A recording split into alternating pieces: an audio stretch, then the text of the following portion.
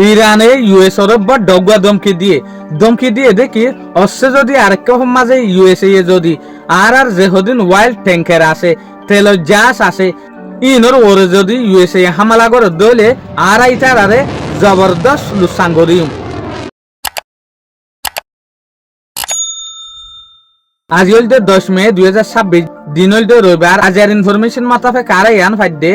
ইরানের যে আইআরজিসি আছে এই বাইয়ে ইউএস ওর বড় ডাক্কান ওয়ার্নিং গজ্জে যেন নাকি অনারা হই ফেরদে ইয়ান তো 4-5 দিন আগে লতিওরে স্টেট অফ হরমুজ মাঝে পেরেশানি চলে যেন নাকি হনাক্কান ইরানি তেল জাহাজ যদি সফর করে দলে ইয়ানোর ওরেও অ্যাটাক করে ইউএসএ তলে ইয়ান সাইরে ইরানে ইউএস ওর ওয়ার্নিং দিয়ে দেখি অস্ত্র যদি স্টেট অফ হরমুজ তো হনাক্কান ইরানের জাহাজ তেল জাহাজ যদি সফর করে দলে ইয়ানোর ওরে যদি একে মাঝে ইউএসএ স্ট্রাইক করে দলে অ্যাটাক করে দলে আর আরব দেশের মাঝে যে দুগুণ ইউএস এর বেস আছে